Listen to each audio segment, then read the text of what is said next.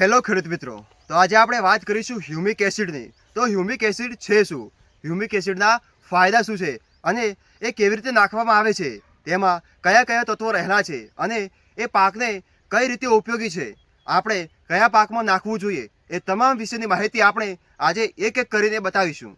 ખેડૂત મિત્રો, હ્યુમિક ખાતર પાકમાં કેમ નાખવામાં આવે છે અને એના ફાયદા શું છે, તો અમે તમને જો આ બટાકાનો પાક દેખાય છે, એ બટાકાના પાકમાં જો હ્યુમિક ખાતર નાખવામાં આવે તો તેના જે અંદર મૂળ રહેલા હોય છે તે હ્યુમિક ખાતર નાખવાથી એને મૂળનો વિકાસ પણ કરવામાં આવે છે અને આપણી જમીનમાં ઘણા બધા તત્વો રહેલા હોય છે તે તત્વો પૂરતા પ્રમાણમાં મળતા નથી. જો હ્યુમિક ખાતર નાખવામાં આવે તો એ તમામ તત્વો જે રહેલા છે એ આપણા મૂળ સુધી જાય છે અને મૂળથી અહીંયા છોડ સુધી આવે છે અને છોડનો પણ વિકાસ કરે છે.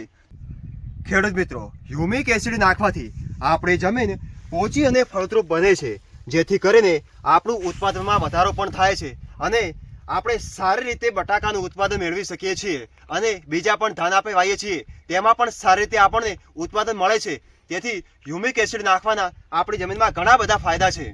ખેડૂત મિત્રો, આપણે હ્યુમિક એસિડ નાખવું કેવી રીતે, તો આપણે ડ્રીપ દ્વારા નાખી શકીએ છીએ, ડ્રિચિંગ દ્વારા નાખી શકીએ છીએ, ફુવારા દ્વારા નાખી શકીએ છીએ, અથવા તો સલ્ફેટ અને એરિયા સાથે મિક્સ કરીને પણ આપણે પૂંખીને અથવા તો દરડીને પણ નાખી શકીએ છીએ. તો આવી રીતે આપણે હ્યુમિક એસિડ નાખી શકીએ છીએ.